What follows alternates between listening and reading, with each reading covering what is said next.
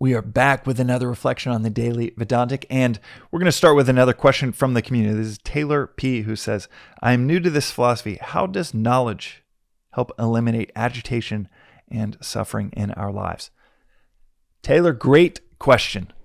How does something like knowledge, information, and understanding, how does that help eliminate suffering in our lives?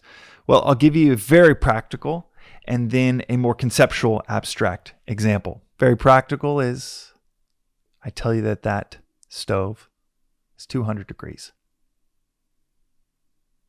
That's knowledge. Once you understand, if you understand English, if you understand what I'm saying, you understand stoves, because you could tell that someone has no idea what a stove is or doesn't speak English. Same information is being imparted, but it's not being digested. So let's say you speak English, and you know what stoves are, and you know that they can be hot. Boom, it connects, clicks. Oh, okay, now I have a new piece of information. That stove is really hot, and it'll hurt if I touch it. That helps you avoid agitation. It is admittedly different than many moral codes that might say suffering is inevitable, to go through suffering, to carry your cross, and a big part of life is suffering. This philosophy disavows a lot of that. It says there will be pain. There is, describes the world as the world is opposites. This philosophy is very clear that there is pleasure and pain, heat and cold, profits and losses, that the world is opposites. It's also very clear when it outlines that trying to fix the world, to get rid of the opposites, is, as Ramatirtha put it, it's like trying to straighten a dog's tail. So pain will exist. But that suffering piece, as the adage goes, is optional. The pain is going to be there, but the suffering, that choice towards suffering, that is not synonymous with a choice towards service in this philosophy, in the way that it can be in some conventional versions of something like Christianity, where you got to go through your suffering, where you offer up your suffering. This philosophy says, if you're suffering, there's probably some inner work that can be done to relieve yourself of it. The pain might still be there, but the inner work exists, is there at the ready if one wants to do it, to alleviate the suffering. This is, in the abstract, conceptual sense, this gets to the second part of the answer. Knowledge helps us avoid a lot of suffering. Knowledge of a pothole. When you can see clearly through the windshield, you know to avoid the pothole. Beautiful example of knowledge leading to less suffering. And this philosophy, the definition of the intellect, which can be synonymized with wisdom, the definition of wisdom is the capacity to see the end in the beginning. This philosophy is clarity. Any philosophy that's worth a damn is, at the end of the day, it's not meant to be some academic, irrelevant, isolated subject that you dive into in some cabin in the woods. It is a pursuit of clarity, seeing clearly. Clarity. The capacity to see the end in the beginning.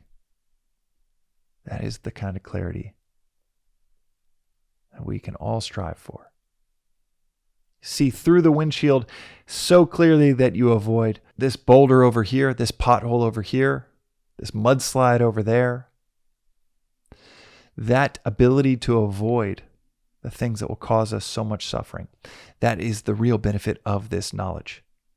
Recognizing that not just in the practical approach to life, there are some hot stoves, there are some things to avoid.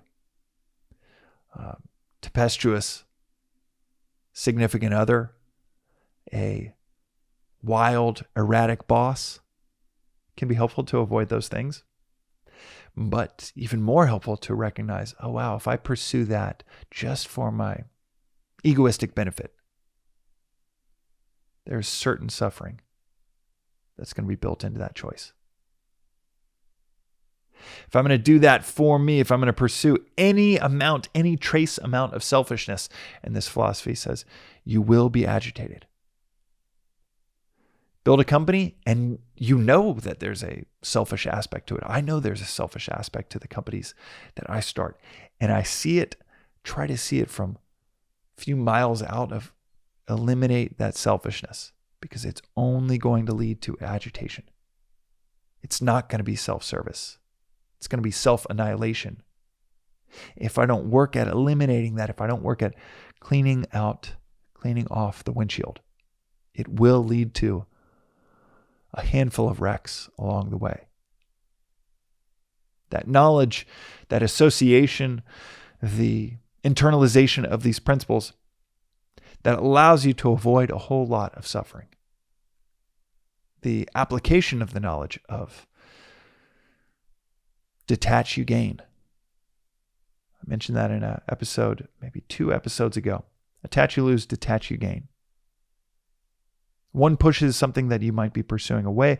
One is the route to achieving it, to attaining it. It's through detachment. So paradoxical. Don't think about the goal, and the goal becomes more likely. Think about the action at hand. Far more focus, flow, calm approach to that action at hand, and that goal becomes more likely. This is scientifically what flow state talks about, where you have a diminished sense of self, a diminished sense of time, a diminished sense of results, some result you're seeking, and yet you have this optimal experience, optimal performance, but also this optimal inner experience, satisfaction, when you're in the zone doing something. I can get in the zone in these episodes and I'll notice it. I'll feel like, wow, yeah, it's happening. And it happens only in things that you take on that have an ever-increasing challenge to them, something you're competent in, but have an ever-increasing challenge to them. And that flow state is this strange liminal state between being there, not being there, sense of the self and no sense of self, and being in this groove. Almost like you're watching it happen and unfold. You are detached from the result, and yet the result is just taking place. So paradoxical, and yet quite mundane. If there's something you are skilled at, that you're wired for, that you pursue over and over again, it's mundane. It's inevitable for you to discover this flow. So you could do it. You could do it knitting. In fact, a lot of people find flow when they're knitting. They almost completely lose track of time. And that principle, attach, you lose, detach, you gain, is equal parts avoiding suffering through knowledge and equal parts applying knowledge for optimal attainment. And those, Taylor, are 2 examples where knowledge helps eliminate suffering in our lives, helps us avoid suffering, helps us avoid self-sabotage,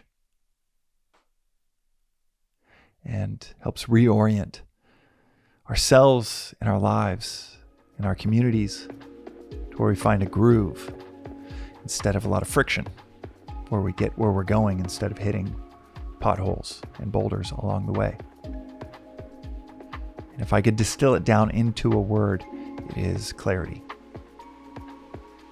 That is the name of the game with this philosophy. Seeing clearly and seeing the end in the beginning with anything that you take on. That is today's reflection on the Daily Vedantic. We'll see you next time.